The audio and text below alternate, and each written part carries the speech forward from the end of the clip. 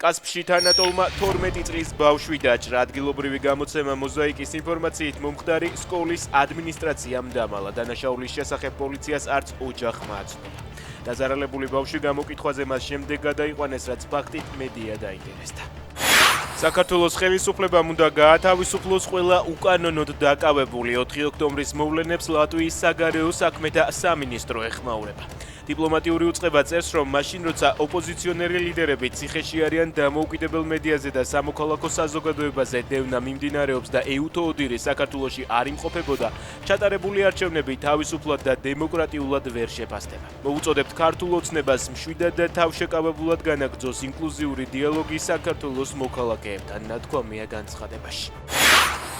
კრემლი საქართველოში პროტესტის დისკრედიტაციას იგივე ნარატივებით ცდილობს, რასაც ოცნება იყენებს. საქართველოში განვითარებული მოვლენები აჩვენებს, თუ რამდენად მოძველებულია უკრაინის მაიდანზე და 2008 წელს საქართველოში გამოცდილი მეთოდები და სტრატეგიები, თქვა გრიგორი კარასოვი.